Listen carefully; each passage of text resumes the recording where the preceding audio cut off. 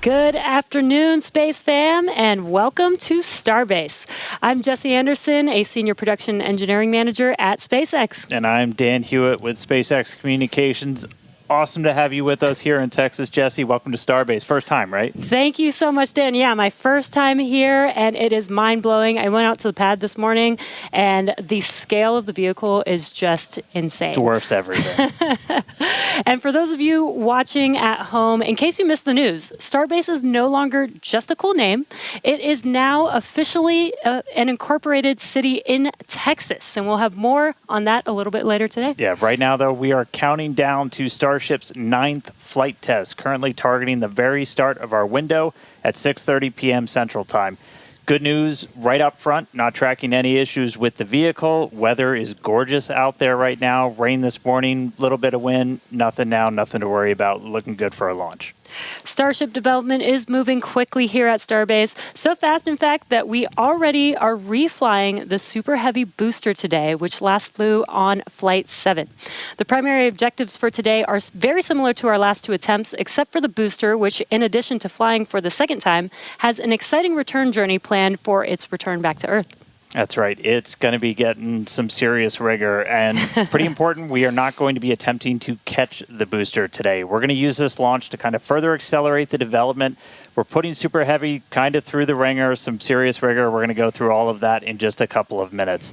We're also hoping to get Ship into space, and it's got a couple of objectives like deploying simulated Starlink satellites and then a range of experiments during its reentry. We're really trying to test the limits, the capabilities of that heat shield, the flaps, the structure, everything about it.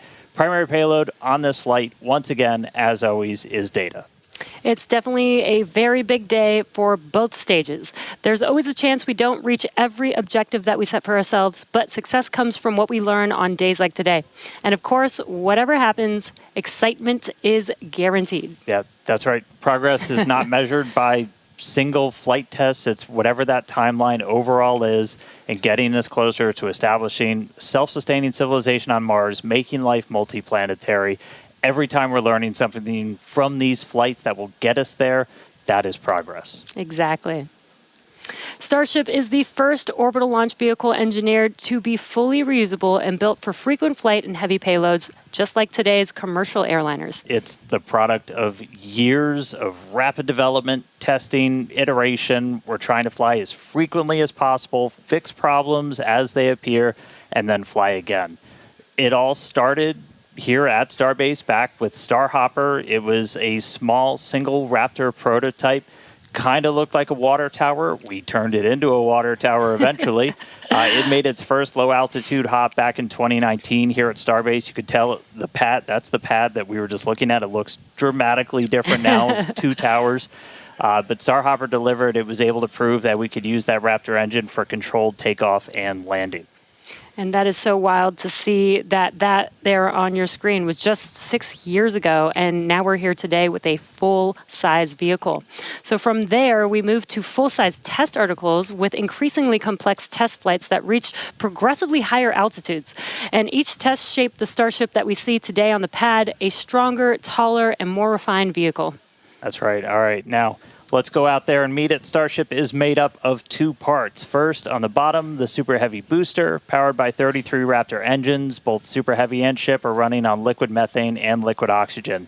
That second stage, the Starship upper stage, is powered by 6 of those Raptor engines. 3 of them are optimized to sea level performance, 3 for vacuum, so operating while they're in space.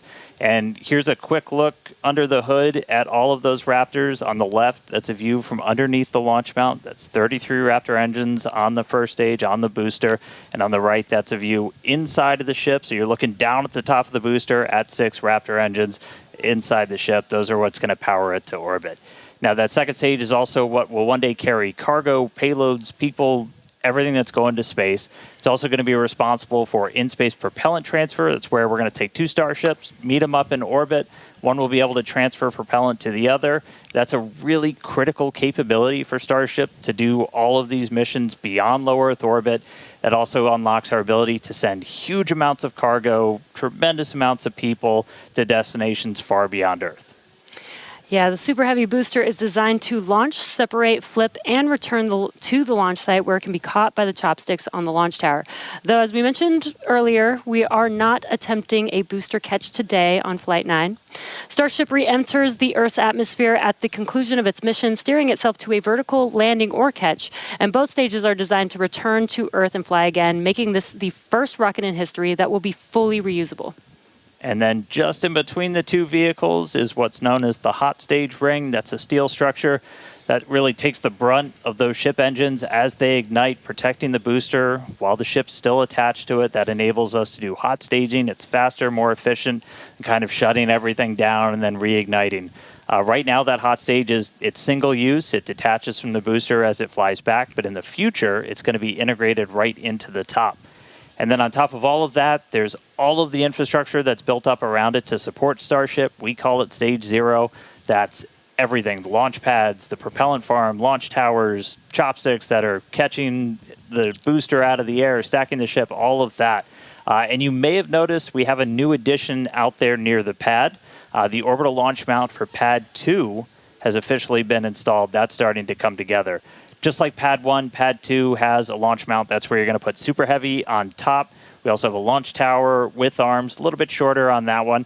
That's going to be used to stack the Starship on top, put the booster on top, catch the booster, catch the Starship.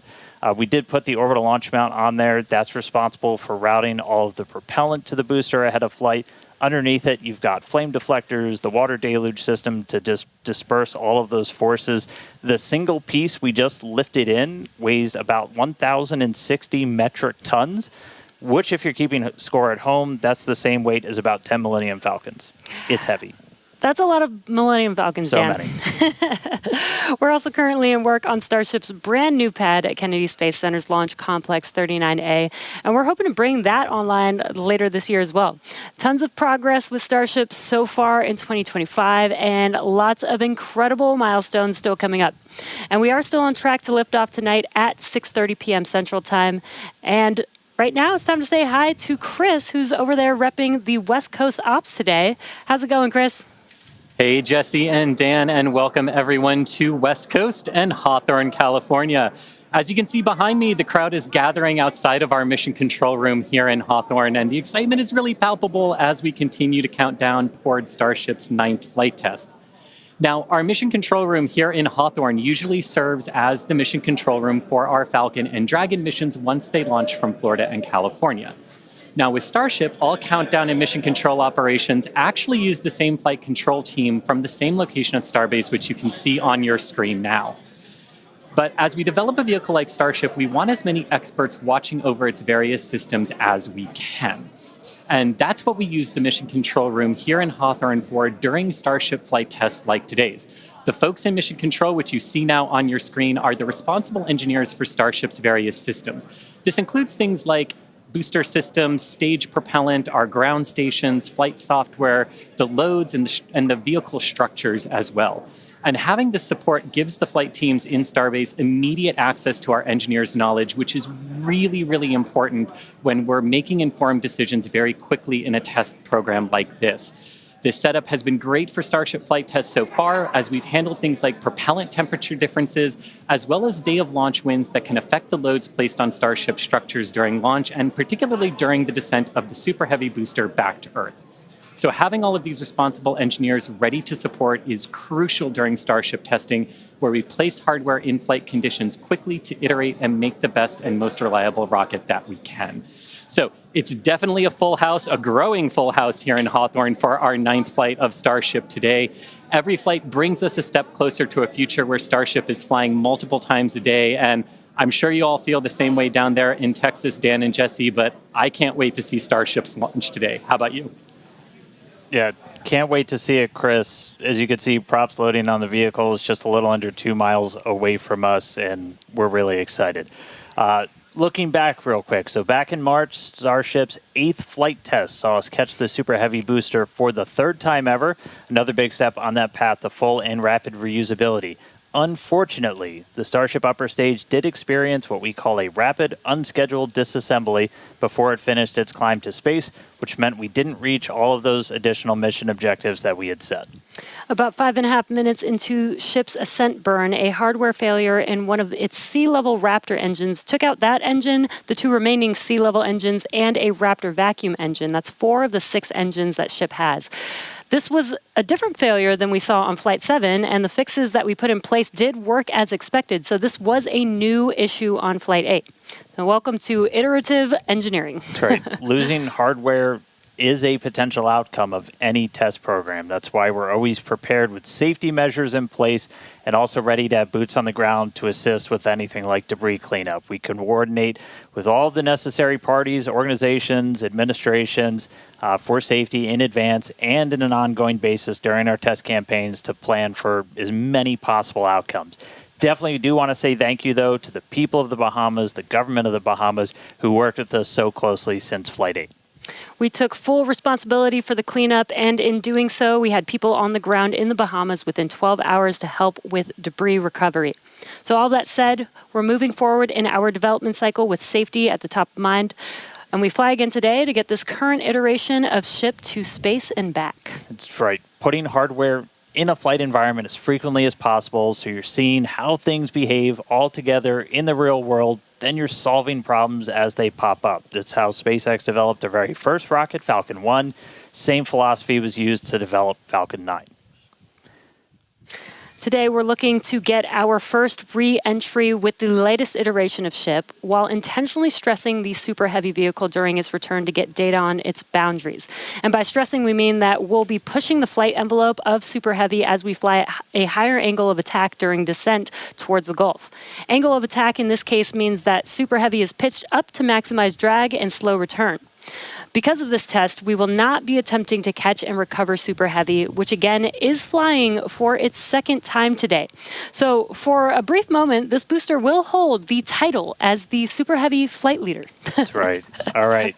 Lot still ahead for today. Let's get into it real quick with this overview. As always, everything starts with a liftoff. 33 Raptor engines igniting. Super Heavy pushing itself and Starship into ascent over the Gulf. It's going to continue for about 2.5 minutes before we get to hot staging. Ship will ignite its engines. Booster will do its boost back burn and begin its flight experiments back for a hard splashdown in the Gulf of America. Meanwhile, ship continues its burn into space. And ship will remain suborbital. We will be deploying 8 Starlink simulator satellites and then head towards re-entry. We'll relight a Raptor engine as well as test experiments during re-entry such as missing tiles, metallic tiles, loading the vehicle's flaps, and then ship will attempt a flip maneuver, and if all goes planned, we'll conclude the test with a soft water splashdown in the Indian Ocean. So that's what we have on the menu for Flight 9 today. Whole lot. Flight 8's RUD taught us new lessons about Starship hardware, specifically the Raptor engines. And as we touched on earlier, the root cause was traced to a hardware failure in one of Starship's 3 center Raptor engines. Yeah, just since that flight, we've done more than 100 long-duration Raptor tests at our facility in McGregor. Huge shout out to that team for really putting in the work to better understand what happened. As a result, the engines that are on Starship's upper stage on the pad right behind us have a few changes. One of the key ones we did was additional preload on some of the joints, essentially some additional torquing, a new nitrogen purge system for the engines themselves, and made some improvements to the propellant drain system. After our first ever Super Heavy refurb campaign, we static fired with all 33 Raptor engines. This was a chance to see all the hardware operating together, and for this flight, our teams had an opportunity to make adjustments or hardware replacements for this first ever reflight of the Super Heavy booster. And then it was ship's turn. We took it through several static fires. First, we did this short duration single engine burn to simulate an in-space reignition of Raptor using those header tanks, those smaller tanks up in the nose cone. We also completed a longer duration 60-second burn with all 6 engines. So where you're really putting the entire propulsion system that's going to be used for the ship's ascent into space through the paces, making sure everything's working together before we go stack it on the pad. And in the end, these changes represent the core of our test program. And reflying a booster for the first time is a major milestone, especially so early in the flight test program. Now, Falcon did it in just over 30 flights. And Starship's doing it today on just its 9th flight. It's not wild just because of how much faster that is, but just how much bigger Starship is. Falcon 9 can lift about 23 metric tons into orbit. Starship is designed to lift 200. That is so exciting. And on top of that, we're also reflying engine 314 for its 3rd flight, which you might recall is the engine with a pie on the nozzle. And there you can see that engine there. It is a milestone, most definitely, but we do remain focused on getting to the point where no refurbishment is needed between any of the flights. Yeah, that means we want to launch it, bring it back, look at it, reload propellants, go again. That is really what's key. That is what full and rapid reusability will look like. We're coming to you today from Star Factory, our new 1 million square foot manufacturing facility in Starbase, Texas.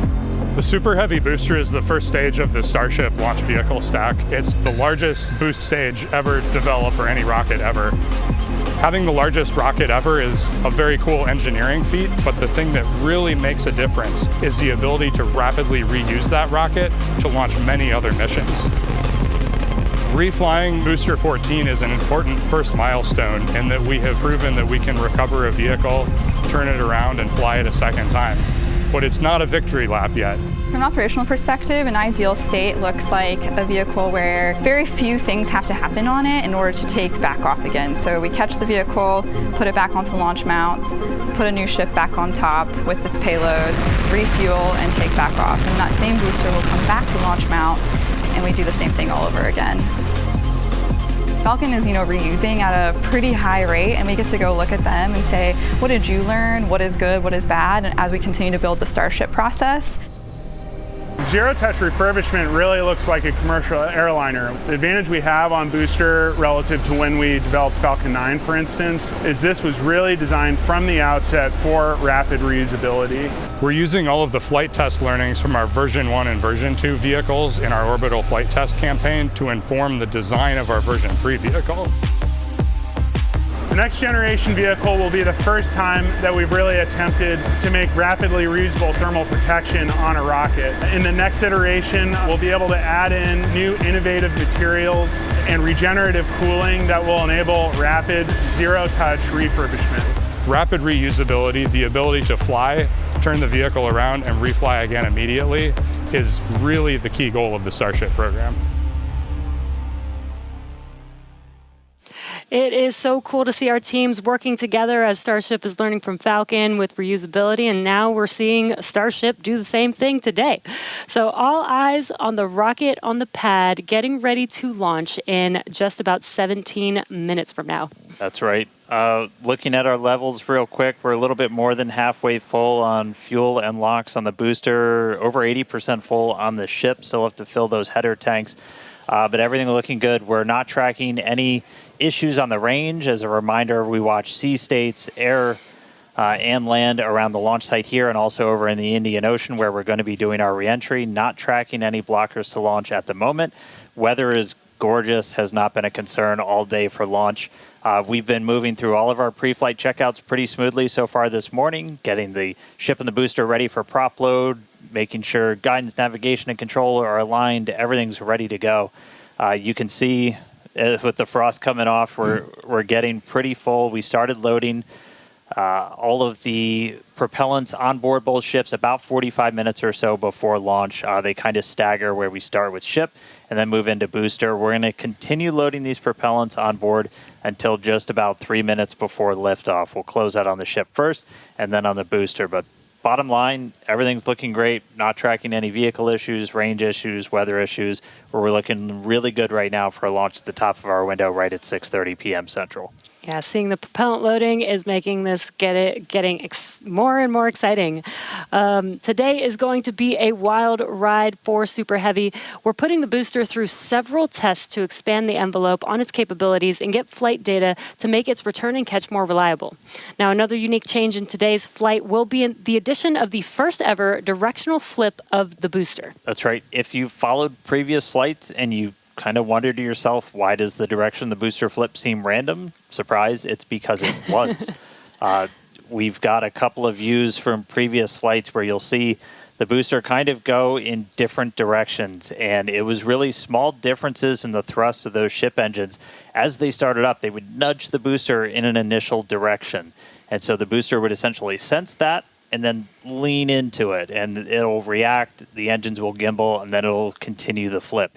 That was the easiest option technically, but you do take some performance hits since you're essentially setting aside propellant to accommodate every single direction for a flip. Exactly, but if we know which direction we're flipping, then we know how much propellant we will need and can instead use more of the propellant to burn longer during ascent, adding more velocity to ship and increasing how much payload it can ultimately deliver to space. Yeah, so today I got my trusty Super Heavy here. We're going to intentionally try to flip straight up. So as you're separating from the ship, we want to get to here as you're doing that boost back burn. The fastest way is to just flip straight up and go into it. That's roughly what we did on Flight 5. It's the most direct way to get into that orientation for the boost back burn. What you don't want to do is when you flip all the way down like that, we did that on Flight 7, it takes you in a big loop, uses the most amount of prop, not efficient. We're at the point where we want to start kind of tuning it in and getting some extra performance out of the booster. Yeah, exactly. That's called optimization. That's right. To accomplish this, we made some changes to the hot stage adapter, welding reinforced panels over the vents in the direction that we want the booster to go. So when the ship engines ignite, the thrust will push against the blocked vents, which means that the nudge will be in the direction that we planned for. And then when we go to the next generation of ship and booster, we plan to control the flip direction by fine-tuning the engine startup sequence on the ship. Yeah, that's not the only flight experiment that we have planned for the booster today. We're not attempting a catch, so we're going to try and gather additional data that's going to improve performance on future boosters. We're also going to try and see how resilient we are to things like losing an engine during the landing burn. By sending the booster out to sea, we're able to do these higher risk tests without risking the launch pad. As you might have heard earlier, we're going to be doing what's called a higher angle of attack. Basically, instead of coming straight down, we're going to tilt up a little bit. That gets you more drag on the booster. You're able to use just aerodynamic forces to slow you down. The slower you're going at the start of that landing burn, the less propellant you need, because really you're just focused on slowing down as much as humanly possible when you fire that up. So by already going a little bit slower, we'll get some benefits to our performance and our reliability on those burns. Yeah, exactly. And there's definite uncertainty in how well the booster's grid fins and structure will be able to control its flight when we get into higher angles. So don't be surprised if it isn't a smooth descent for the booster down to its splashdown point today. The most important objective of this portion of the test will be getting actual flight data to help anchor our models. Now, we're hoping to fly the next generation of super heavy boosters at even higher angles of attack. So this test today will give us a better idea of what is feasible. Now, on top of all of this, we're going to see how resilient Super Heavy is to engine failures at the most critical times. Yeah, we're going to intentionally disable one of those 3 center engines and instead use an engine from the middle ring that's kind of right behind it. Those center engines are what we nominally use at the very last part of a landing burn as you're just kind of fine-tuning the booster's path into those waiting chopstick arms.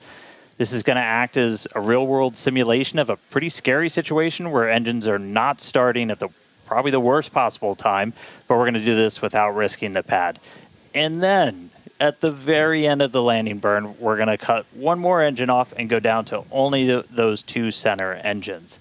The burn is going to end while Super Heavy is still several hundred feet above the Gulf, so we expect it to make a pretty hard splashdown today. So, in all, pretty eventful day for the booster. And as many of you may know, water landings are actually uncommon for SpaceX. While other launch providers expend all of their boosters after flight, we land and reuse most of ours. All of these tests are going to help us improve future generations of Super Heavy until we reach its fundamental design, a fully and rapidly reusable and reliable rocket. All right, let's check back in with Chris in Hawthorne. How's it going, Chris? Hey, Jesse, my colleagues here in Hawthorne definitely agree with you. We can't wait to see the Super Heavy perform its second flight and see all of the work from our thousands of engineers and technicians in action today. Now, while this reuse milestone is incredibly important for Starship's development, Super Heavy boosters are not the only vehicles that we reuse here at SpaceX. We're big on reuse, and our Dragon fleet is another example of that reuse. And we actually control those Dragon missions from right here in Hawthorne in the mission control room that we talked about a little bit earlier. For Dragon and our human spaceflight program, this month also marks a big milestone for SpaceX, our 5-year anniversary of human spaceflight. Now, NASA astronauts Bob Behnken and Doug Hurley got us started back on Demo 2, which was notable for being the first time since the retirement of the shuttle program in 2011 that people launched to orbit from U.S. soil.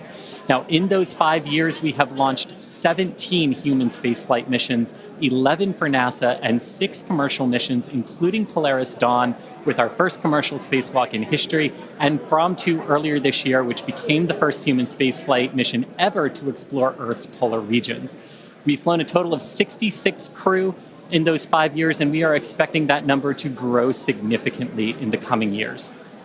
Now, most recently on our From 2 mission, the crew offered unique glimpses into the orbital spaceflight experience. And this was honestly just so cool to see. Thank you to our Starlink teams for making everything with the From 2 crew shared possible. This honestly made me feel like I was right there with them in Dragon. They were living, they were working, they were relaxing, they were doing their experiments while also having fun. Basically, just being people and inviting us along for the ride. And that was really meaningful. Being invited up there really showed how these are just the early days on the road to making life multiplanetary.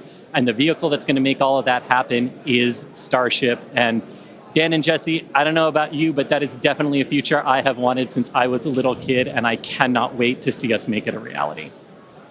Yeah, right there with you, Chris. It's the fact that we're getting close to that being reality, that the vehicle that's going to go is sitting on the pad right there. Like, that's endlessly exciting. All of that's going to include sending humans, all of the infrastructure for a permanent presence on Mars. And we're looking ahead to sending the very first Starships to Mars as early as next year. Yeah, this will help prove that we can actually get to Mars with a focus on learning as much as possible while demonstrating what will be needed for Mars transit and landing. But before we can make life multiplanetary, we have to build the starships that will make this all possible. That's right. And that's happening right here, Starbase, Texas, the gateway to Mars. This is where we're soon going to be launching up to 25 Starship launches per year from here at Starbase. And the place is changing every single day. We've grown quite a bit just in the last couple of years. There's a couple hundred employees, their families living amongst actual rockets. We're in the process of expanding production and integration. We've got a target of 1,000 Starships a year we're going to try to hit. And recently, we did become a city of our own. We're the first city in Cameron County in 30 years. And that's just going to help us scale more quickly, try to build out the best community possible for all the people that are building the future of humanity's place in space. Starbase, pretty easily one of the most inspiring, exciting, unique places to live and work on the planet. As usual, shameless plug, we're always hiring. Come help us build the gateway to Mars. Visit spacex.com/careers. You can see all of our openings. And this is my first time in Starbase, and Dan, the Star Factory is a manufacturing engineer's dream. To be able to build a factory like this at such a large scale with such a large scale vehicle is so wild to me. And though I'm just visiting, Chris is hanging out right where I call home base. So let's check back in with Chris in Hawthorne. Thanks, Jesse. Yeah, everything here in Hawthorne is looking good. The crowd is gathered, really excited to watch the hard work of all of their colleagues come to fruition here for Starship on its 9th flight test. Not tracking any issues. We are excited to watch Starship do its thing today, make it halfway around the world, and test a lot of those critical in-space maneuvers and operations that will be vital for the program's continued operation. So Dan and Jesse, we can't wait for liftoff. Let's have a good flight today. Thanks, Chris. Now, if you're just now joining us, where have you been? But we're glad that you're joining us now. We are at T-minus just under 6 minutes until liftoff of the 9th Starship test flight. So far, the range is looking good. All the airspace and trajectory area that we are going to be launching through is looking good for our test flight today. Weather has been great. It was a little rainy and windy this morning, but it cleared up. It looks beautiful here in Starbase, and propellant loading continues on both stages. All right, yeah, it is continuing. We're a little over 90% full on our booster. We are pretty much full in the main tanks on ship, filling up those header tanks. We're going to continue loading prop for about 2 more minutes. Once we're done with that, you've got just under 11 million pounds of liquid propellant spread across those 2 stages. After we get through all of that prop load, our stage 0 will get ready. The ground systems will go through pushbacks, clearing all of those fluid feed lines back to the propellant farm, getting ready for launch. We did just see they did a flap wiggle check, so the final flap check on the ship. We're doing final alignments of the guidance, navigation, and control system, our thrust vector control, essentially our steering, checkouts of the flight safety system. So everything progressing right now. If we do need to hold, that can come at T-minus 40 seconds. That's a point built into the countdown where we can pause to wait for any final checkouts, pressurizations, anything that we need to complete. We can hold there. We will only hold there if we're tracking an issue. We're not currently tracking anything that will hold us at T-minus 40 seconds. But if you've seen a Starship launch before, they can happen. We can push through them and then launch that day still. Exactly. But when we do pass through T-minus 40 seconds, a number of events will occur in rapid succession. The ground spin and ignition systems come up to flight pressure, ship goes to internal power, and then after that, the quick disconnect or QD, arm lockout is removed in preparation for retraction just shortly after T-minus 0. And once we pass T-minus 40 seconds, we do still have the ability to recycle the count under certain conditions back to T-minus 40 seconds, and then hold there to assess what happened and see if we can proceed again back down to T0. Yeah. There are a couple of things, kind of gates in that timeline that if we pass through that and we hit a hold, we'd have to scrub for the day. One pretty visual one will be if the water starts flowing for that deflector system that's underneath the launch mount. That happens right at around T-minus 10 seconds.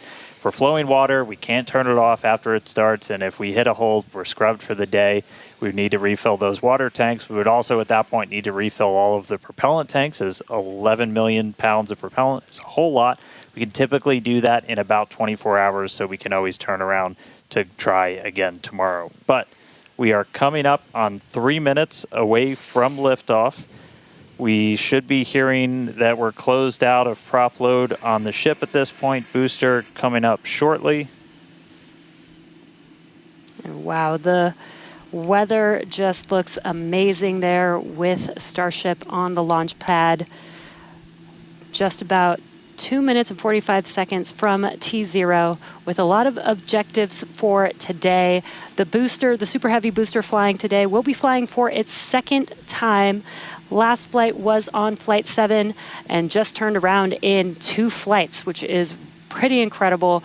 I'm super excited to see that booster fly again. All right, we did just hear we are going to hold at T-minus 40 seconds.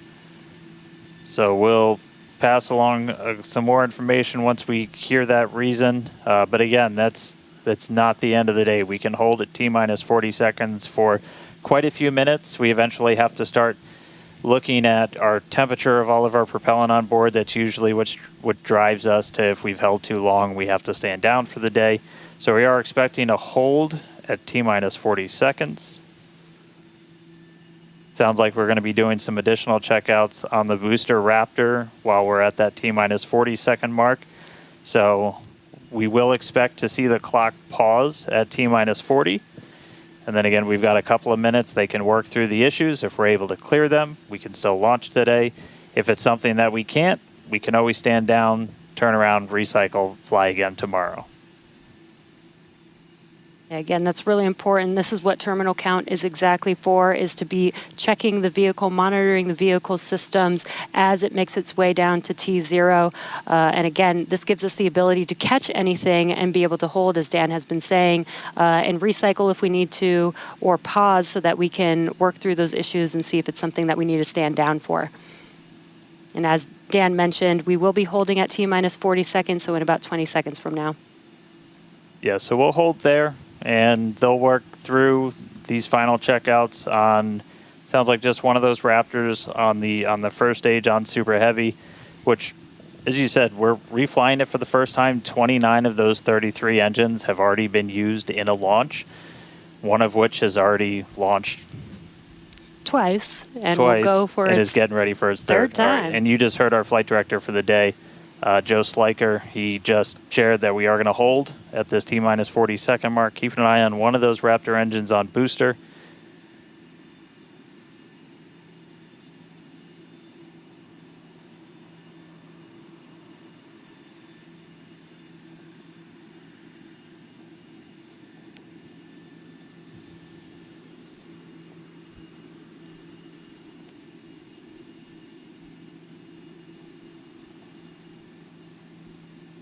And if you're just now jumping in, we are holding still at T-minus 40 seconds.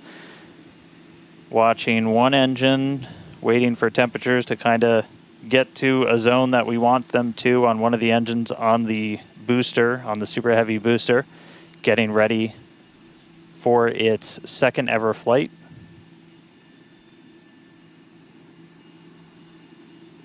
So we'll just continue to hold. Again, we can hang out here for several minutes. We held for a while on the first attempt last time and then cleared it, and then we triggered a different issue on the ground side. But again, this is exactly what it's for. This gives us the best chances at success. And the clock is rolling. There we go. All right. T-minus 30. Let's listen in. Watch that first flight proven Super Heavy. Get ready to take off from Starbase.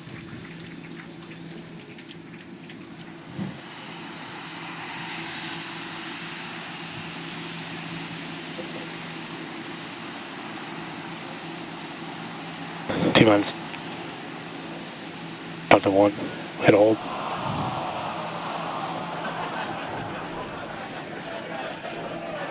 We did have a hold, and looks like the clock jumped back to T-minus 40 seconds.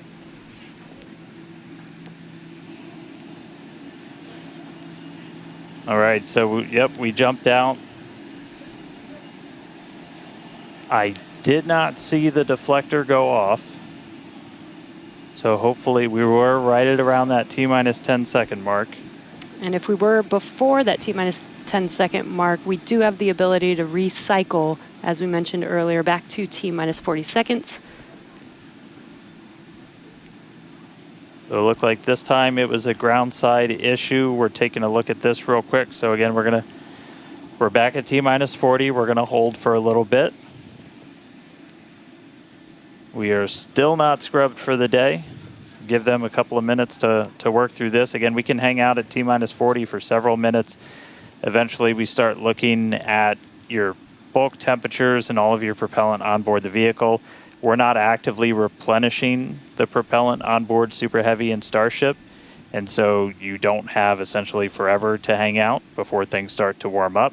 And you do want to make sure your temperature's in a really stable range for a healthy startup on Raptor engines. So they're going to work through this issue. We can continue to hold here for a couple of minutes. What's launch without a little extra added excitement?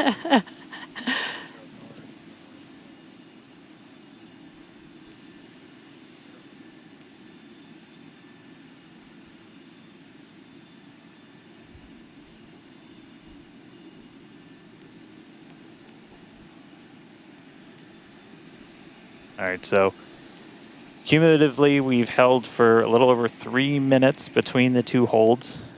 Again, this is a ground side issue on our tower. The techs are looking through the data right now to see if it's something that we can either work through or if it would cause us to have to stand down. So we're continuing to hang out with them, holding at T-minus 40.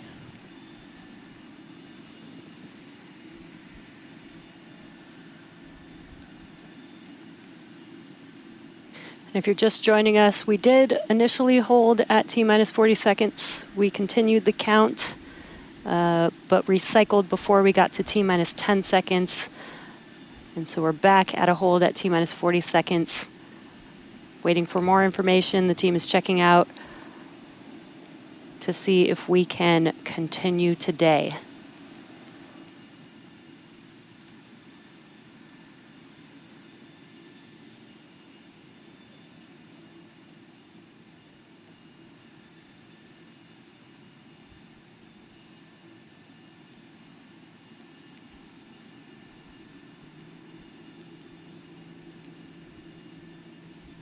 And we're continuing to hold here at T-minus 40 seconds.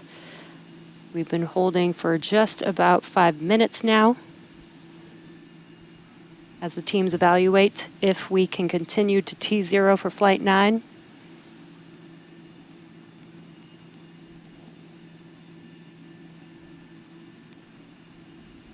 All right, so it sounds like we're coming to a resolution.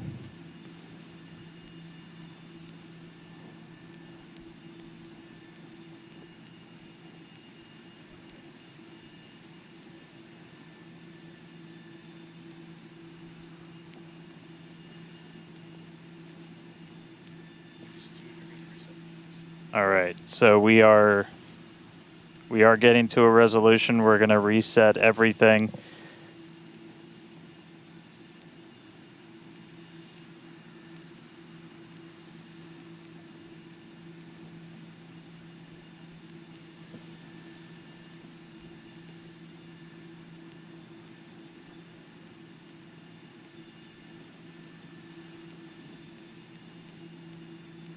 All right, so we're going to see the clock. It is now rolling. Here we go. We saw an issue with that quick disconnect to the ship. There is a chance that automation will kick us out again if we encounter the same issue. But for now, the clock is rolling. We'll see if we pass around that T-minus 10-second mark.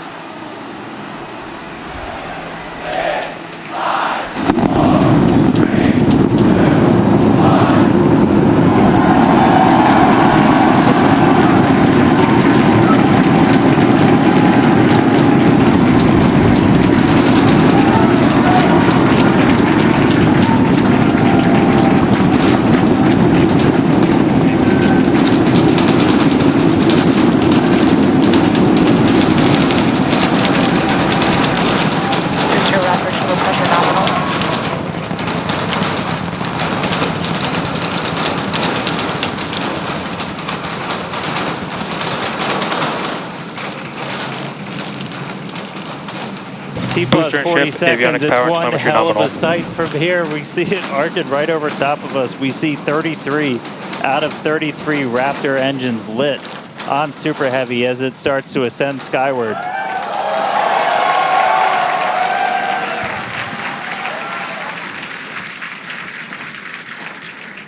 Coming up on maximum aerodynamic pressure, then only about a minute and a half until we get into hot staging.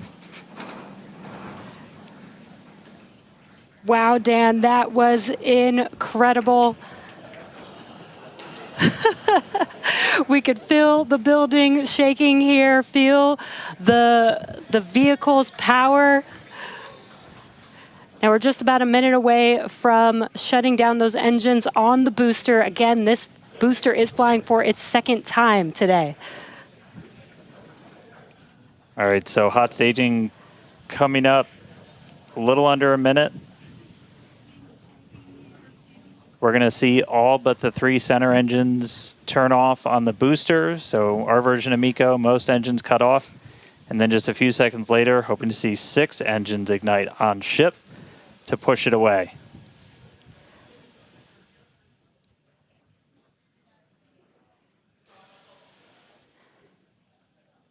All right, hot staging, about 30 seconds.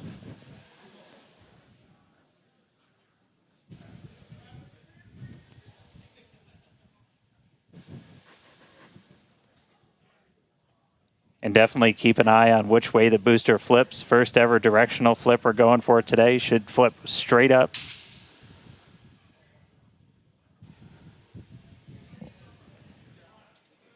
See those engines powering down? Booster engine cutoff. Ship ignition. Stage separation. Incredible flip by Super Heavy booster, and you can see those 6 engines, those 3 engines on the ship ignited.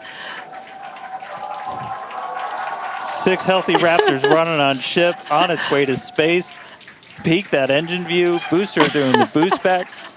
Chris, how's it looking over there in Hawthorne, man? It is looking Raptor, chamber pressure is nominal. It is looking absolutely incredible here in Hawthorne. As we said, 6 healthy engines on ship. We've got 13 out of 13 engines on the booster. Now down to those 3, which is what we expect in the final moments of the boost back burn. Now, as a reminder, we are not recovering the Super Heavy booster today. We are instead going to do booster some... boost back, shut down. And there we had a good shutdown of the boost back burn. Next up will be the jettison of that hot stage Ship ring. avionics, power and telemetry nominal. Great call out there that everything looking nominal aboard the Super Heavy vehicle, which is returning to Earth, and we're going to be doing some experiments with it, including a higher angle of attack re-entry, as well as some engine tests as it gets closer to the Gulf. We are, again, because of these tests not recovering it, we are sending it to the Gulf on purpose to do those tests. But again, you see the booster on the left-hand side of your screen. You see ship with 6 healthy engines continuing its ascent to its planned suborbital trajectory. Everything going very well so far for Starship's 9th flight. Now 4 minutes, 15 seconds in. Great views from inside of the aft engine area of ship there, looking at those 3 sea level and 3 Raptor engines on the right-hand side of your screen. The booster doing its LOX dump, that liquid oxygen dump. So because we don't need some of that liquid oxygen propellant in its tanks, we vent that propellant out to lessen the booster's mass as it comes in for its landing. Just absolutely gorgeous views watching these 2 vehicles do their respective things in the skies over Texas here today. And Dan, we're approaching the 5-minute mark into the flight. Super Heavy is descending rapidly. What can we expect here in the next few minutes as it does its atmospheric tests? Yeah, now as we had talked about, Super Heavy might not have a very smooth ride down. We're going to be putting it through this higher angle of attack. So we're kind of pitching it up a tiny bit, increasing drag. We've done this in wind tunnels. We've done this in computer modeling. It shows that sometimes the control isn't great, but only one way to really prove it out, and that's to get real-world data. So here comes Super Heavy. It should be igniting for its landing burn in just about 40 seconds from now. And we are going to relight 13 engines, then bring that down to 3 engines. As we talked about earlier, we will be intentionally shutting down. We will be shutting down one of those 3 center engines intentionally to push the limits of the Super Heavy booster. Ship Raptor, chamber pressure is nominal. And continuing to see 6 healthy engines on the ship. 3 sea level and 3 vacuum engines still ignited as the Super Heavy booster is making its way back down to Earth. We can see those grid fins doing some heavy work. Booster landing startup. Ignited for our landing burn.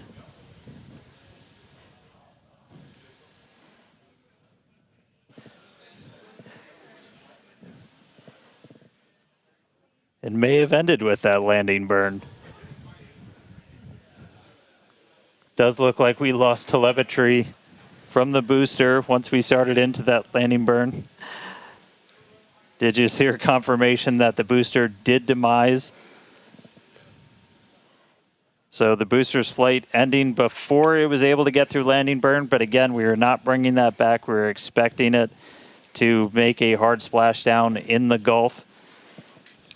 We were getting live data back the entire time through that high angle of attack flight, so that was something that was really vital for us to get during this reuse. First free flight of booster in the books. All right, ship has about 2 minutes left.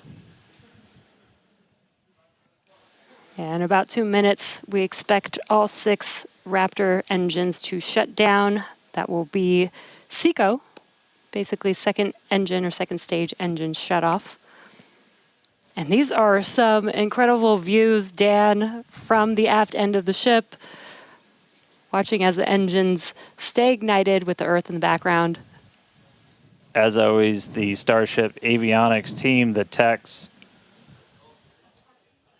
I think we just heard the booster, but All right, we got about a minute left into this burn. All eyes definitely on ship as we get through the final stages into its ascent. We're expecting it to start to cut those engines off in about 45 seconds.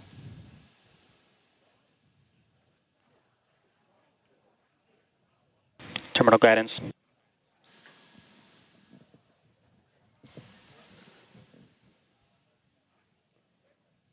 All right, just about 30 seconds to go.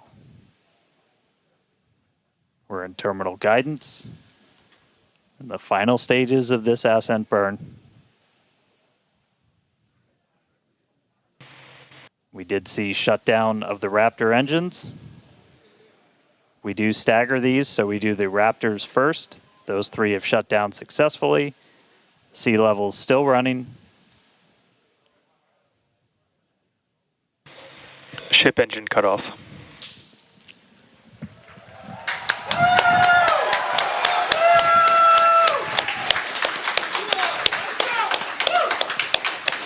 Ship engine cutoff, the 3 most beautiful words in the English language. And great call out that we had nominal insertion.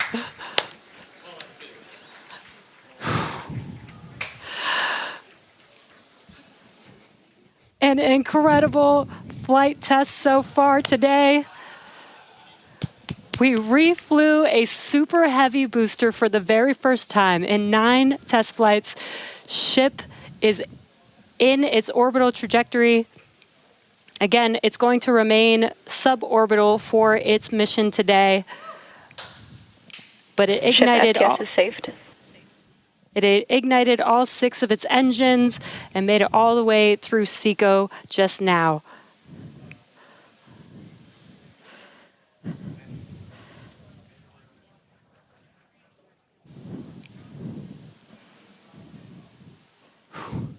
What a moment. Incredible. All right, but I mean, that's still lots to come for the rest of this flight. Per usual, I need to collect myself. Hey, Chris, how's it going over there in Hawthorne, man? How's everybody doing? I think the elation and the excitement and the happiness at what we just saw achieved carried through across all of our sites. What an incredible view to see Starship back orbiting the Earth just under 11 minutes into our mission. Absolutely exciting to see all of this, and super pumped especially to see all of the team's hard work in action here today. As guaranteed, it has been an exciting evening so far for Starship's 9th test flight. We lifted off a little bit after 6:30 p.m. after a couple of holds that were triggered at the T-minus 40-second mark, but we were able to clear those, one on the Raptor, one on the tower, and we were able to lift off successfully from Starbase. 33 out of 33 Raptor engines lit on the Super Heavy, all 6 engines lit on Ship, bringing it to its planned suborbital trajectory around Earth. But as Dan said, we've got a lot still coming up in our flight sequence. So coming up at about T plus 18 minutes, 26 seconds, we'll have the first deployment of simulated Starlink satellites planned from Starship. That will be followed at about T plus 37 minutes and 49 seconds by the relight of a single Raptor sea level engine in space. This is going to help us gather data on our ability to do a deorbit burn for future Starship missions that will go orbital. And then, of course, one of the biggest tests yet to come is the new heat shield modifications to Starship. And that'll start with re-entry into Earth's atmosphere at about the T plus 45 minute mark, which should take about 16, 18 minutes to complete. And now today's reentry is going to test that heat shield like we said, specifically how Starship will hold up to 100 missing heat shield tiles on its thermal protection system. Now, we purposely took those 100 tiles off over very critical areas of the vehicle to be able to safely test on a flight like this suborbital trajectory into the Indian Ocean what might happen on an operational flight in those areas if we were to lose the primary heat shield tile over Starship. So very critical test coming up.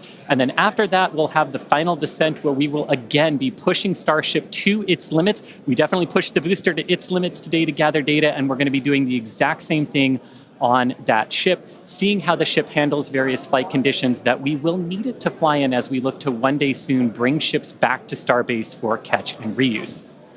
Now, While there are payload simulators on Starship for deployment today, as we will see in a few minutes, the primary payload for today is the data. And today, just like with Starship's previous test flights, that data is coming to us courtesy of our Starlink network. In fact, it is from Starlink that you are seeing these wonderful views of ship in space right now. So, and I can't wait to see Starlink really provide those epic views and that data transmission during reentry, which is very, very critical to getting that data during reentry. So, Dan and Jesse, it's been an exciting day so far. There's more to come. As we get ready for Starship's first ever payload deploy, what can we expect next here in the next few minutes? Thanks, Chris. Just going to reiterate, thank you to the Starlink team for these incredible views today. In a few minutes, Starship will deploy 8 Starlink simulators, similar in size to our next generation Starlink satellites. The Starlink simulators will be on the same suborbital trajectory as Starship, meaning they will passively re-enter the atmosphere, just like Starship. With tests like these, we can see how Starship's payload deploy systems work in flight while ensuring that the simulator satellites pose no safety risk to people on Earth or for other satellites in orbit. Now, this also ensures that any parts of these simulator Starlink satellites that do survive reentry splash down harmlessly in the middle of the Indian Ocean.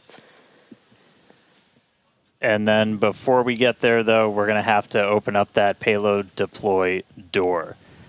So we've only ever done that one time before. Pretty sure it was Flight 3. Someone on the internet, please check me.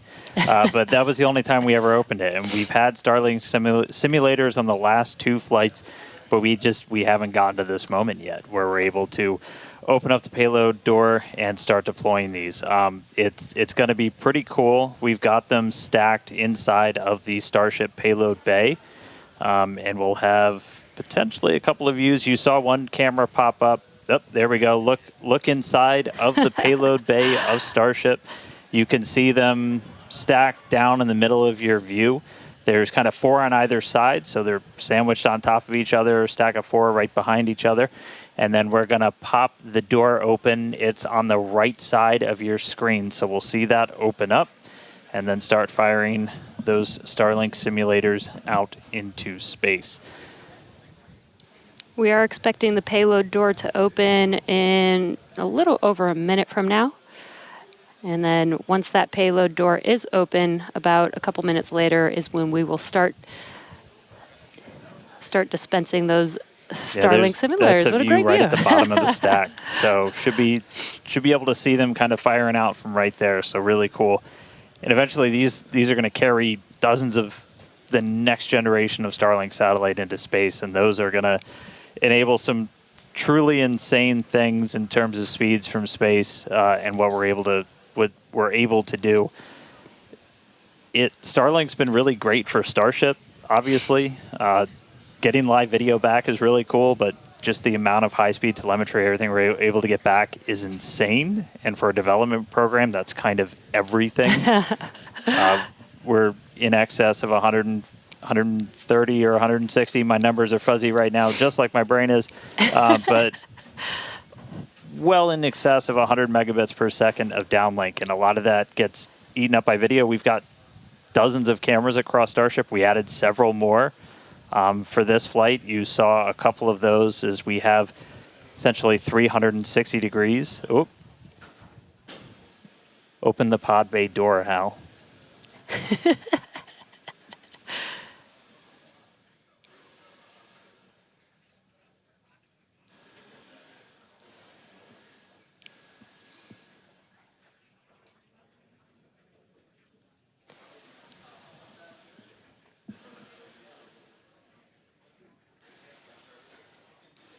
Now we are expecting the payload door to open any moment now, so we're watching out for that.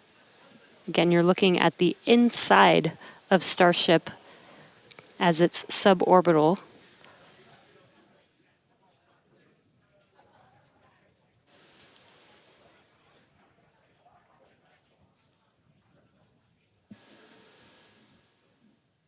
Well, we heard the door open was in progress. It was unable to actuate all the way open, so they are going to close it back up. Hal told me no. He said, I'm sorry, Dan. Can't do that. Looks like we won't get the door open today. But that's okay. This is obviously a test we want to be able to do before we're deploying full-on Starlinks.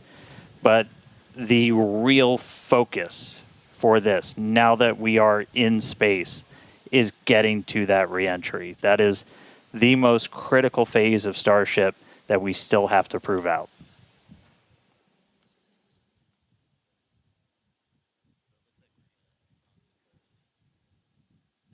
All right, well, so it does look like we're not going to be able to deploy Starlinks today, but we should have pretty frequent views from Starship. They might cut in and out every once in a while, but should be pretty regular.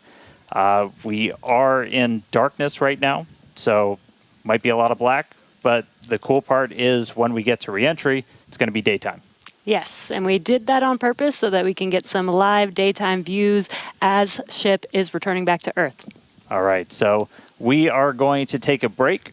Enjoy these views as we get them. Enjoy the tunes. We'll be back in a couple of minutes when we get ready to relight one of those Raptor engines on orbit. See you soon.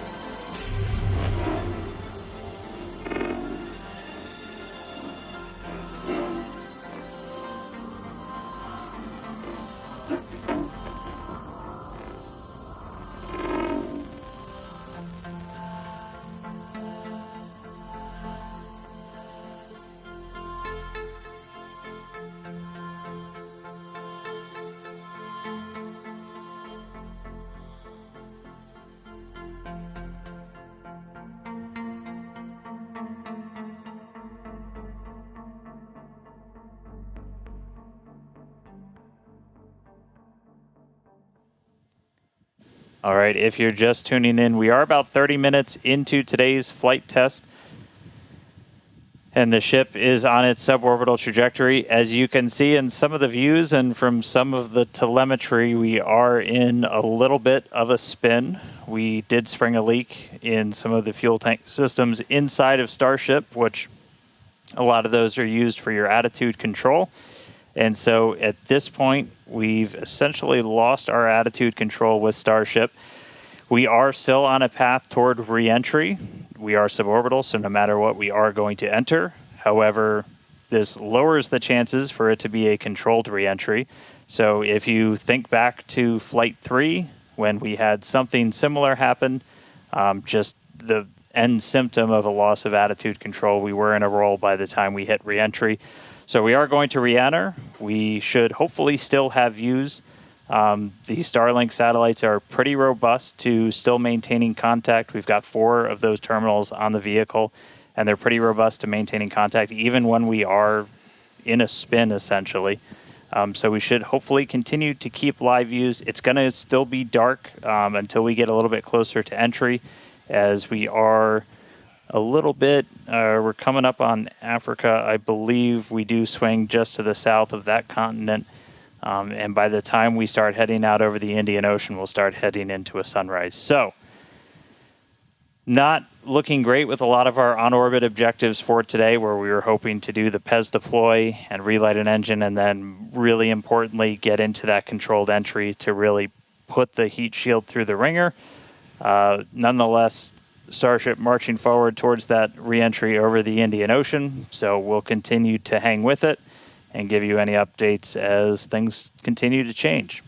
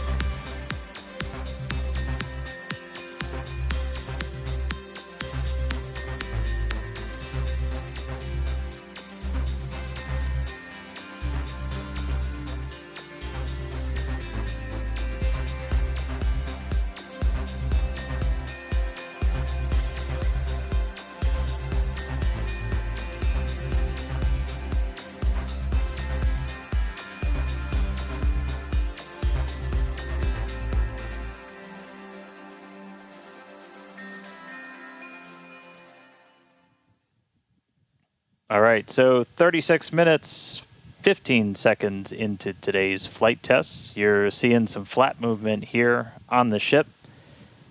If you've been following along, we have essentially lost attitude control on the ship at this point. It is suborbital, so it's still headed to the exact same trajectory as before. We were not able to get that payload door open and deploy those nose cones. We've been dealing with some leaks on the ship. This is also what led to that loss of attitude control. So at this point, we are kind of in a spin, and we are also going to be skipping that Raptor relight.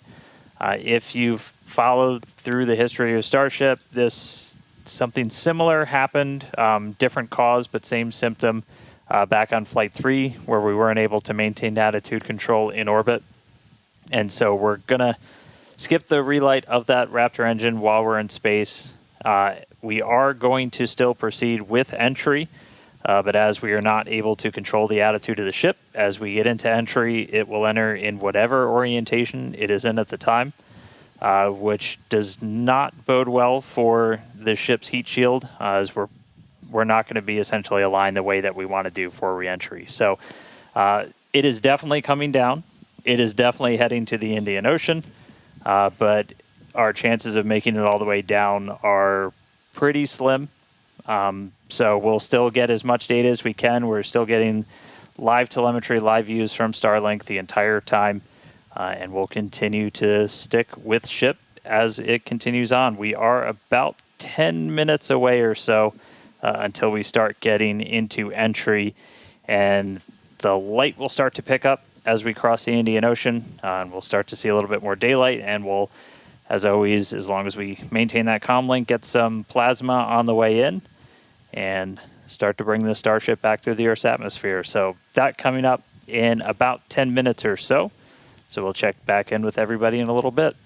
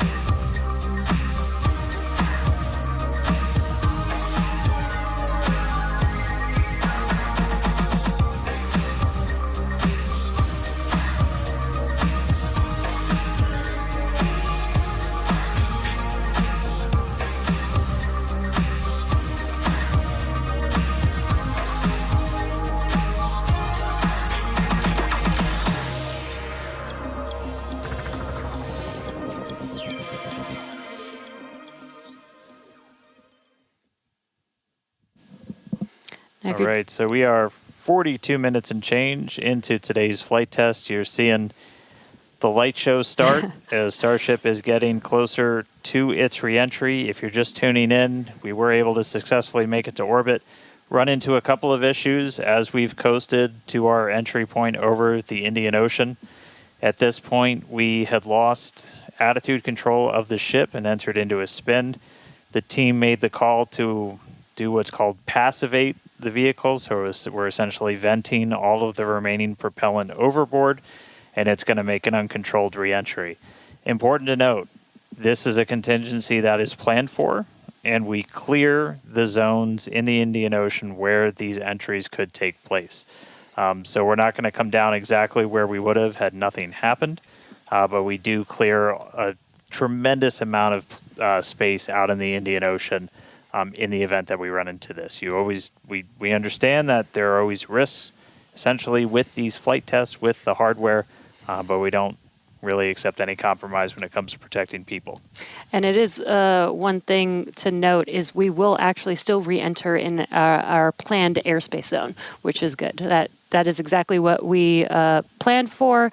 You know, we do plan for if something does go a little bit off nominal, that we have enough airspace cleared out for situations just like this. Yeah, re-entry is still just that really critical phase that we need to try and gather as much data, as much information as possible. Is a fully reusable heat shield has never been flown before, the history of space flight, and that's something that Starship still has to crack. And so we had a whole range of experiments on this one at this point, and we just started to lose some of our cameras, so it's very possible that we'll start to lose contact with Starship a lot sooner than we would have if it was a nominal reentry. So we are expecting it to break up essentially on its reentry over the Indian Ocean. So not able to do a lot of our on-orbit objectives today, but just the fact that we, got it into space was just a really big moment for a lot of the team. Yeah, and another thing to note is that Super Heavy did fly for its second flight today. It first flew on Flight 7, and it made it all the way to our shutdown of all the engines and stage separation, getting ship into its suborbital trajectory today. It did ignite its 13 engines, but it did demise at that point. We did plan to fly it back down to Earth at a higher angle of attack, and we do expect it to stress the vehicle a lot more than what we've seen previously. So it's not unexpected that we did lose the booster before we got to the actual landing. Yeah. So we're gonna continue to hang out and see if we get any updates on ship. It does look like we might be getting some video back soon. There we go. So this is a view essentially on the top part of Starship. You're looking up at the payload bay and towards the nose cone. So views are going to be a little bit scarce potentially, as again, we are in essentially a tumble. We had lost that attitude control. So Starlink, when it's able to connect, able to feed this down. We are at the phase where we would expect entry to start within the next minute or so. So we are entering uncontrolled, but again, we're entering into an airspace and a sea space that is cleared and monitored in advance of launch and before we get to this phase. And with the views that we are able to see, you are seeing a lot of that plasma build up. During reentry, we do expect the vehicle to see about 1400 degrees Celsius, and there you can see the flap feeling that temperature there, a little bit melting away. But as we expected with the spinning of the vehicle, we are no longer controlling the attitude of the vehicle. So this is now, at this point in the test flight, it is expected to see it begin to demise a little bit on its way back down to Earth. Yeah. And so we'll stick with it for as long as we're kind of getting any reach back from the ship as it starts to make this reentry. But yeah, so it's re-entering actively right now. And again, we did do what's called passivation. So you essentially vent all of your excess propellant overboard before you hit the atmosphere. That's a safety measure we can take on the ship while you still have contact with it. So that was done. It's now coming down in the predetermined hazard area that was cleared ahead of flight. Not controlled, so we're not going to get all of that reentry data that we're still really looking forward to. This is kind of a new generation of ship. It has different flaps, improved heat shield, a whole lot of things that we're really trying to really put through the ringer, as there's a whole lot we still need to learn before we get to kind of the next step that we're hoping for, which is going to be that ship going orbital and eventually coming back here for a catch. So getting through one of these fully is going to be really important. It's not going to be today, but we are just going to stick with the ship, see what else we can learn as it makes its way through the atmosphere and brings an end to the 9th flight test. So we'll stick with it.